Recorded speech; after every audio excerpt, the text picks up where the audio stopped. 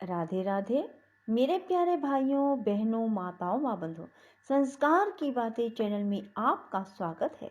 बंधुओं, आज फागुन मास रविवार के दिन मैं आपके लिए लाई हूँ रविवार के दिन भगवान सूर्य की कथा। बंधुओं, रविवार के दिन भगवान सूर्य की कथा सुनने मात्र से आपको चारों दिशाओं से यश, मान, समृद्धि और ऐश्वर्य की प्राप्ति होगी। बंधुओं, कथा को पूर्ण विश्वास, सच्ची निष्ठा और एकाग्र मन के साथ ही सुनना। बंधुओं, तभी आपको कथा सुनने का पूर्ण फल मिलेगा। बंधुओं, यदि आपने हमारे चैनल को अब तक सब्सक्राइब नहीं किया तो जरूर करें और बेल आइकन दबाना ना भूलें, ताकि आपको हमारी आने वाली सभी वीडियोस की जानकारी सबसे पहले हो सके। बंधुओं, वीडियो को पूरी सुनने के बाद कमेंट बॉक्स में जय सूर्य भगवान जरूर लिखें। बोलो सूर्य भगवान की जय हो। प्राचीन काल में गालव नाम वाले एक ब्राह्मण थे, जो सदा ही वेदों के स्वाध्याय में तत्पर तथा उत्तम स्वभाव और सदाचार से युक्त थे। उनकी अवस्था ढल गई तो भी उनके कोई पुत्र ना हुआ। इस बात का उनके मन में बहुत दुख था। तब उन्होंने घर का सारा काम काज छोड़कर इसी क्षेत्र में एकाग्रता पूर्वक निवास करते हुए भक्ति भाव के साथ सूर्य देव की आराधना की। जितेंद्रिय होकर निराहार रहते हुए उन्होंने पंचरात्रोक्त विधि से सूर्य देव को अधर्य प्रदान किया और इसी नियम से प्रतिदिन उनकी आराधना करते रहे। 15वां वर्ष आने पर भगवान सूर्य गालव को दर्शन देते हुए बोले, विप्रवर, तुम्हारा कल्याण हो, तुम कोई वर मांगो। गालव बोले, सूर्यश्रेष्ठ, मेरे कोई पुत्र नहीं है, अतः मुझे मेरे वंश की वृद्धि कराने वाला पुत्र दीजिए। भगवान सूर्य ने कहा, विप्रवर, तुम्हें वंश की वृद्धि करने वाला पुत्र प्राप्त होगा और वह तेजस्वी, यशस्वी, शास्त्रज्ञ, वेदों का पारंगत पंडित होगा। तुमने शाम आदित्य के समीप जहाँ मुझे अधर्य देकर पूजन किया है, वहाँ दूसरा कोई भी जो पुरुष रविवार और सप्तमी के योग में श्रद्धा पूर्वक मेरे इस विग्रह की पूजा करेगा, उसे वंशवर्धक पुत्र की प्राप्ति होगी। ऐसा कहकर भगवान सूर्य मौन एवं अंतर्ध्यान हो गए और गालव जी भी प्रसन्न चित्त हो अपने घर को चले गए। थोड़े ही दिनों में उनके यहाँ भगवान सूर्य के कथन अनुसार एक सर्व शुभ लक्षण संपन्न पुत्र उत्पन्न हुआ। भगवान सूर्य ने वट वृक्ष का आश्रय लेकर दर्शन एवं वरदान दिया, इसलिए गालव ने अपने पुत्र का नाम वटेश्वर रखा।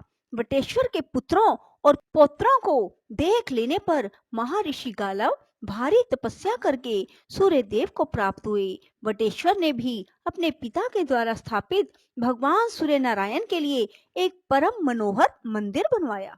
द्विजवरों, पूर्व काल में महात्मा विदुर ने भी उस क्षेत्र में भगवान श्री सूर्य नारायण, सदाशिव तथा श्री विष्णु का स्थापन किया। जो मनुष्य भक्ति पूर्वक इन तीनों देवताओं का पूजन करेगा, वह उस परम धाम को प्राप्त होगा जो बड़े बड़े यज्ञों द्वारा भी अत्यंत दुर्लभ है। वहीं पर अर्जुन के द्वारा स्थापित किए हुए सर्व मनोरथ दायक भगवान विनायक विराजमान है, जो समस्त विघ्नों का नाश करते हैं। जो मनुष्य चतुर्थी को नक्त व्रत करके भक्ति भाव से गणेश जी की पूजा करता है, वह समस्त विघ्नों से मुक्त हो मनोवांछित फल को पाता है।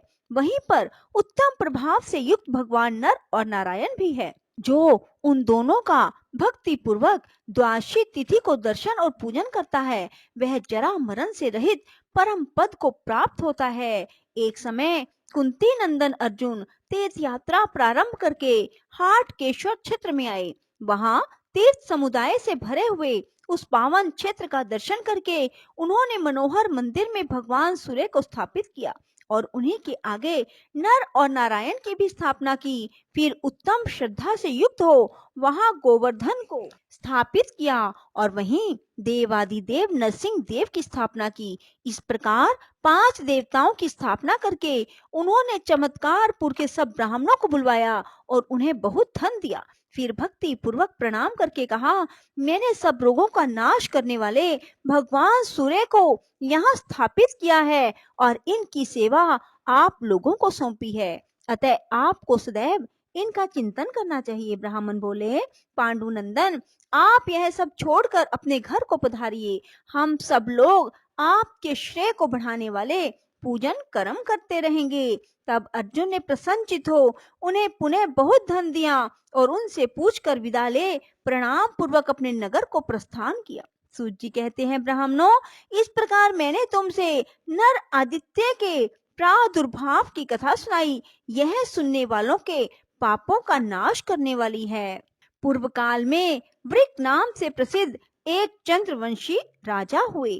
वे बड़े ही ब्राह्मण भगत, शरणागत वत्सल और सर्वलोक हितकारी थे। उनकी पत्नी भी बड़ी पतिव्रता और समस्त सद्गुणों से सुशोभित थी। उन दोनों को चौथे पन में एक कन्या हुई।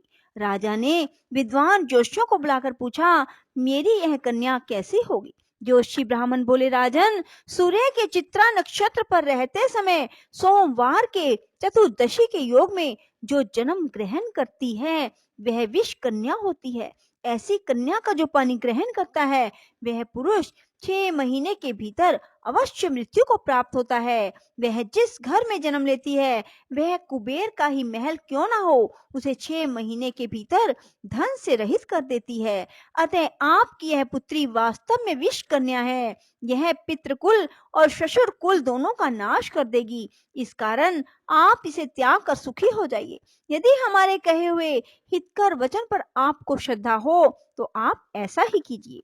राजा ने कहा, ब्राह्मणों, मैं इस कन्या को त्याग दूं या घर में रखूं, दोनों ही दशाओं में मेरे पूर्व शरीर से किया हुआ कर्म ही फलीभूत होगा। पहले का शुभ कर्म हो या अशुभ कर्म, उसे मिटाया नहीं जा सकता। अतः मैं अपने कर्म को ही आगे रखकर इस कन्या का त्याग नहीं करूंगा। जो जिस जिस शरीर से जैसा जैसा कर्म करता है वह उसी उसी शरीर से पुनः सब के फल को भोगता है। अपनी इंद्रियों से पूर्व जन्म में जो कर्म किया गया है वह मिट नहीं सकता, उसका फल भोगना ही पड़ेगा और बिना किए हुए किसी कर्म का फल अपने सामने आ नहीं सकता। अतः मेरे सामने जो भी परिणाम आए मुझे कोई भय नहीं। देहधारी जीव के लिए गर्भ में ही आयु, कर्म, धन, विद्या और मृत्यु, इन 5 वस्तुओं की सृष्टि कर दी जाती है। जैसे वृक्षों पर लताओं में फल और फूल अपने समय पर आते हैं, समय का उल्लंघन नहीं करते, उसी प्रकार पूर्व जन्म का किया हुआ कर्म भी अपने समय का उल्लंघन नहीं करता। नियत समय पर उसका भोग करना ही पड़ता है। कोई भी पुरुष पूर्व शरीर द्वारा किए हुए कर्म को अपने बल और बुद्धि से पलट देने में समर्थ नहीं है। जो शीघ्रता पूर्वक दौड़ता है उसके पीछे उसका कर्म भी दौड़ता है। कर्म साथ ही सोता है और खड़े होने पर साथ ही खड़ा होता है। जिसको जहां भी सुख या दुख भोगना है वह रस्सी से बंधा हुआ सा बल पूर्वक वहां खींच कर पहुंच जाता है। जैसे तेल समाप्त होने पर दीपक बुझ जाता है, उसी प्रकार कर्मों का नाश होने पर जीव मोक्ष को प्राप्त हो जाता है। ऋतु काल में पुरुष के द्वारा गर्भ में स्थापित किए हुए अचेतन वीर्य के एक बिंदु का आश्रय लेकर जीव अपने कर्म के साथ वृद्धि को प्राप्त होता है। जिस उदर में कितने ही अन्न पान डाले जाएं, नष्ट हो जाते हैं, भक्ष्य पदार्थ पच जाते हैं, वहीं पड़ा हुआ वह गर्भ क्यों नहीं नष्ट हो जाता? इसलिए लोक में देहधारियों का किया हुआ शुभ अशुभ कर्म ही सुख दुख के रूप में प्राप्त होता है, ऐसा मेरा निश्चय है। आरक्षित वस्तु भी दैव से सुरक्षित होकर बच जाती है और सुरक्षित भी दैव से हत होकर नष्ट हो जाती है। वन में त्यागा हुआ अनाथ बालक भी जीवित रहता है और घर में बड़े प्रयत्न से पाला पोसा जाने वाला शिशु भी मृत्यु को प्राप्त हो जाता है। ऐसा निश्चय करके राजा ने जोशियों के सलाह देने पर भी उस विष कन्या का परित्याग नहीं किया। पिता ने उसका नाम शर्मिष्ठा रख दिया उसी समय क्रोध में भरे हुए राजा के शत्रुओं ने उनके राज्य को सब ओर से सताना आरंभ किया। तब राजा भी चतुरंगिनी सेना के साथ बाहर निकले और उन्होंने शत्रुओं के साथ घोर युद्ध किया, जो यमराज के लोक की जनसंख्या बढ़ाने वाला था। 10वें दिन राजा वृक को शत्रुओं ने सब ओर से घेर मार डाला। इनके मारे जाने पर शेष सैनिक भय से पीड़ित हो अपने नगर को भाग गए।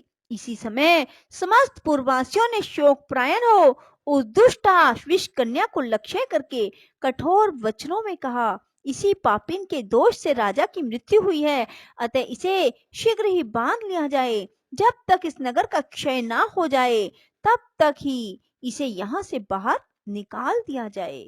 राधे राधे, जय श्री कृष्णा।